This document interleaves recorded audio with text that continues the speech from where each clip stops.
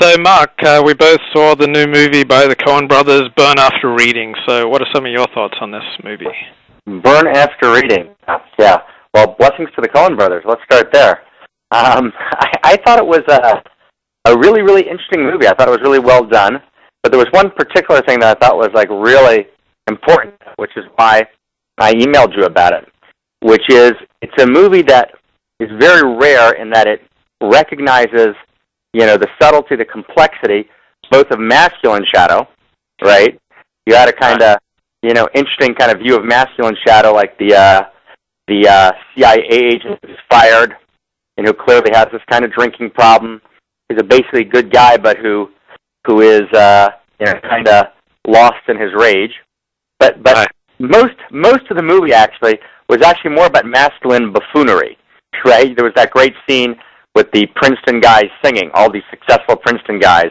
The CIA the entire time basically can't figure out what the heck's going on. They're not bad guys. They're just like, whatever. It's kind of this kind of masculine buffoonery, kind of like the men are almost like dumb blondes in some way. That kind of, transference of that caricature onto men, but with huge feminine shadow. There's this huge recognition of feminine shadow, and there's this, I'm madly in love with the feminine and with the goddess, but one of the things I've come to understand over time is that I made a certain mistake in my writing in kind of identifying the feminine with the spiritual. Not only in my writing, it was also my experience. That the feminine was kind of, the great goddess, and I didn't quite take seriously enough, the kind of stuff that the Talmud talks about in great depth, which is, there's also feminine shadow, just like there's masculine shadow. If you look at the story, the absurdity of the storyline, there's this woman who basically feels like she's not beautiful enough to get a relationship. So for the sake of the relationship, she's willing to actually have a whole bunch of people killed. The CIA, her best friend, the man who really loves her, all these people are brutally killed in order for her, she's willing to betray her country. Right? It's incredibly hilarious. It's a hilarious view of feminine shadow in a kind of absurd kind of comedy. If we would make the list, so she's willing to betray her country, cause, the deaths of at least 3 men, brutal deaths, and, she's just driving towards getting her, facelift, and the reason she wants a facelift is because she wants to be in a relationship. So maybe I'll do one more minute and toss it right back over to you. So I tried to kind of set up over the last couple of years of thinking about this, to set up a kind of schematic, a kind of, sacred map to kind of explain it. And here it is in 1 minute, before, I turn the phone over to you, Levi. So the way it would work is as follows. Masculine and feminine are both neutral. They both have shadow, they both have light. As the Torah, in order to develop your light, you have to evolve, you have to develop, you have to grow.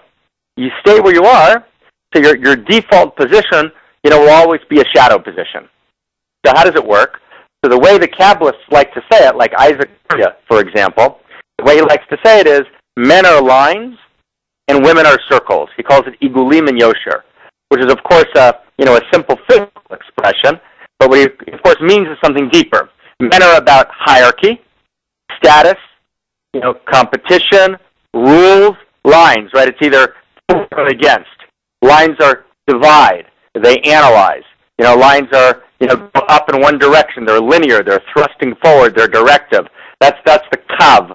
Luther calls the kav that, many masters kind of developed out of Luria. The Vilna Gaon talks about this as well. So that's men, right? Women are called igulim, which is circle, right? So circle is interconnectivity. It's enmeshment. It's relationship. Now, both line and circle each have their unique shadow. So the the shadow of line is you threaten the man's analysis, if you threaten his status, you threaten his direction, you threaten his purpose, you threaten his place in the hierarchy of the line. So he sometimes responds in ways which are shadow, male shadow, which produces evil. If he can stop his thrusting forward, right? So he sometimes, not always, usually doesn't, sometimes, the man responds in a shadow way, and that produces evil. We call that war. Or we call that rape. That's clear masculine shadow. However, feminine shadow works in the same way. Threaten the circle means threaten the enmeshment, the relationship, right? The interconnectivity, which are the manifestations of circle, the qualities of circle. So when you threaten circle, you of course get feminine shadow. Just like when you threaten line, you get masculine shadow. And that's precisely what the Coen brothers, they were expressing precisely this idea gorgeously. In order to get my, facelift, i.e. relationship, because I can't find the right guy with it, I'm willing to kind of cause great violence and destruction. So I just thought that was a brilliant expression of this core, biblical, mystical, Orianic idea. So at you, sir. Okay, one, I felt kind of guilty watching this movie. Somehow I felt like as a religious person, I should not enjoy this movie. I did enjoy the movie, but I felt guilty, and the movie just seemed so sadistic. Like they were all, varying degrees of bad, and right, exactly. They were just doing, bad things to each other or callous things, and I felt a little bit like I was at the Roman Colosseum, watching, lions eating lions. It's just, it made me feel a little sick. Second, I was interviewing a movie producer today named Mary Allo, who's just produced a movie called Battle in Seattle about the World Trade Organization riots in Seattle in 1999. And while I have no sympathy for the rioters in that case, I am glad that someone's made a movie about people who believe in something greater than themselves and their family. This search for transcendence. At least these rioters believed in something. And I was thinking as I was watching this movie, if any of these characters believed in something greater than themselves, they wouldn't be in this giant mess.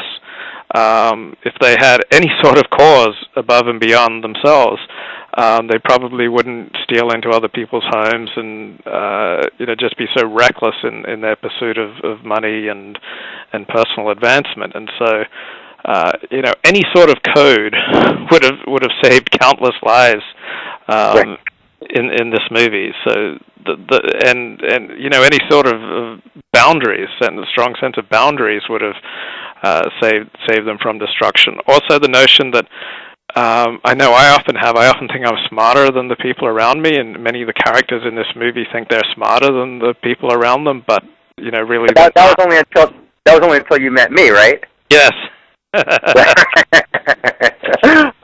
No, the ability to deceive oneself and to not realize that other people are onto you, and to wonder how long you can get away with it.